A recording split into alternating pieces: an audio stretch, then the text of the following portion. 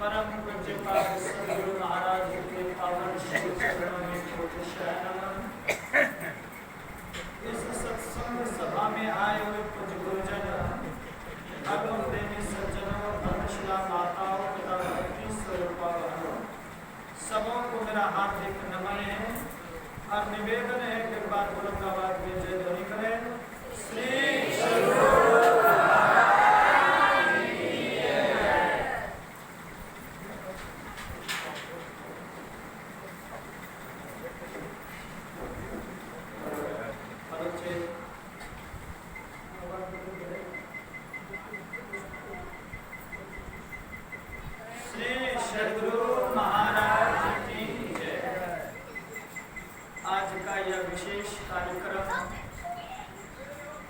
जैसा कि आप लोगों को ज्ञात हो चुका होगा, 7 दिनों का ध्यानाभ्यास कल संध्या वक्त तक समाप्त हो गया। रात्रिकालीन स्तुति प्रार्थना के बाद सप्ताह ध्यान साधना शिविर का समापन हुआ और आज 7 दिनों तक जो गुरु महाराज के श्री चरणों में बैठकर थोड़ा बहुत जो अभ्यास किए, वही अभ्यास के पूर्णाहुति, यूं तो ध्यानाभ्यास के कार्यक्रम का समापन है, ध्यानाभ्यास का नहीं। और जो व्यक्ति ये समझ लेंगे कि ध्यानाभ्यास का कार्यक्रम का समापन हो गया, ध्यानाभ्यास के कार्यक्रम का समापन हो गया, समझ लीजिए कि अपने जीवन का कभी भी परम कल्याण नहीं कर पाएंगे। ये कार्यक्रम अपने हृदय की श्रद्धा को व्यक्त करने के लिए कार्यक्रम रखा गया। यूं तो माता पिता गुरु और ईश्वर, ये 4 का ऋण से आज दिन तक कोई भी व्यक्ति उऋण नहीं हो पाया है, कोई नहीं। फिर भी भक्त अपनी श्रद्धा, अपनी आस्था, अपने विश्वास में जो अचलता है, उसको अपनी वाणी के रूप से, पुष्प के रूप में, द्रव्य के रूप में, अनेक रूपों से गुरु महाराज के श्री चरणों में समर्पित करके आशीर्वाद की कामना करते हैं।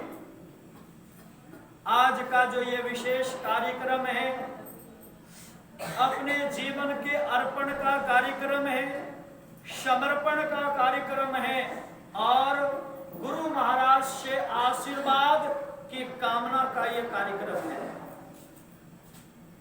अभी आप लोगों ने परम आराध्य सद्गुरु महाराज के द्वारा संकलित ग्रंथ, जिनको मैं श्रद्धा से गुरु ग्रंथ कहता हूं, परम पावन ग्रंथ सत्संग योग, जिनके संबंध में आराध्य देव ने कहने की कृपा की थी कि ये मेरा प्रतिनिधि स्वरूप ग्रंथ है। और प्रतिनिधि का तात्पर्य है कि गुरु महाराज के आदर्शों को विस्तार करने का ग्रंथ, गुरु महाराज के उद्देश्य को जन जन तक फैलाने का ग्रंथ यह सत्संग योग है। और इसी परम पावन ग्रंथ से दुर्गा सप्तशती का आप लोगों ने संक्षिप्त पाठ के रूप में सुना, और जिसमें लिखा था कि हे मां, तुम शब्दात्मिका है,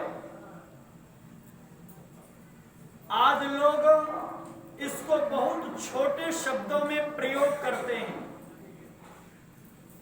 आज मैं कहना चाहूंगा, हर एक व्यक्ति भगवान हो सकते हैं और हर एक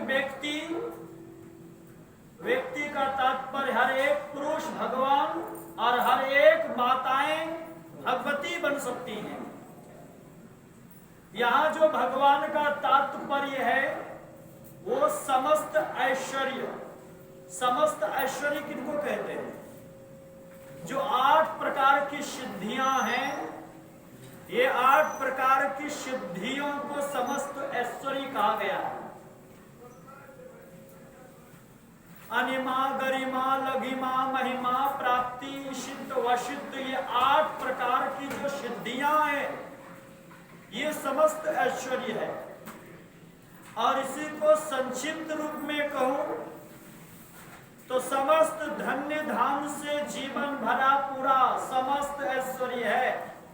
विचार करिए, समस्त ऐश्वर्य। धन का तात्पर्य क्या समझते हैं?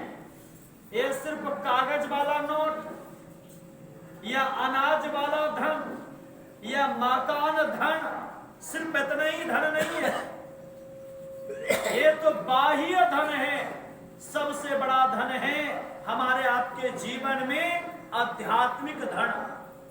सब धन हो और आध्यात्मिक धन का अभाव हो तो व्यक्ति कंगाल नहीं, महाकंगाल है। क्यों कंगाल है? इसीलिए कंगाल है कि लौकिक दृष्टि में उनकी प्रतिष्ठा जरूर है, लौकिक दृष्टि में सम्मान है, लेकिन परमात्मा की दृष्टि में सबसे गए गुजरे हैं। क्योंकि सिर्फ मैं ये कह रहा हूं सो नहीं। प्रभु श्री राम ने माता सबरी से कहा, जब माता सबरी ने प्रभु श्री राम से कहा कि हे नाथ, हे कृपा निधान, हे दीन दयाल, हे राघवेंद्र, आप तो गुण के निधान हैं, गुण के निधि हैं, कृपा के निधि हैं, कृपा के खजाना है आप, दीन दयाल हैं, और मैं एक तुच्छ जाति की भिलनी ठहरी, देखने में कुरूपा, अज्ञानी, बुद्धि विवेक कुछ भी नहीं है मेरे पास। तो पहले जाति में हीन, सुंदरता में हीन, ज्ञान में हीन, और चौथी बात नारी जाति की हो। इसलिए हे प्रभु, हर तरह से मैं नीच हूं, मैं तुम्हारी स्तुति किस तरह करूं? प्रभु श्री राम ने स्वीकार नहीं किया। मेरे इस प्रसंग में तो इतना ही समझ में आती है कि भगवान की स्तुति माता सबरी ने की है। स्तुति का मतलब बड़ाई करना, गुणों के गाथा का गायन करना। तो भगवान की स्तुति सबरी ने की, लेकिन सबरी की स्तुति भगवान ने की है। अर्थात भगवान ने सबरी की बड़ाई की। इस प्रसंग से एक बात स्पष्ट हो जाती है, जिस भक्त का मन अपने गुरु और इष्ट में समर्पित है, ऐसे भक्त के लिए, ऐसे भक्तों की स्तुति स्वयं भगवान अपने श्री मुख से करते हैं। क्योंकि माता सबरी ने प्रभु श्री राम ने माता सबरी के लिए कहा कि जाति कह रघुपति सुनु भामिनी बाता, मानव एक भगति कर नाता, जाति पाति कुल धर्म बड़ाई, अधन बल परिजन गुण चतुराई। इतनी जिनके पास है वो कैसा है? तो भगतिहीन नर सो है कैसा, अब बिनु जल बारिद देखिए जैसा। इन तमाम चीजों की उपलब्धि हो और यदि जीवन में भक्ति नहीं हो तो भक्ति से हीन मनुष्य वैसा ही है जैसे मेघ लगा दे और बारिश नहीं हो तो उस मेघ को हम लोग शोभाहीन कहते हैं। इस प्रसंग से ये स्पष्ट हो जाता है कि भगवान की दृष्टि में बाह्य धन, बाह्य सुंदरता,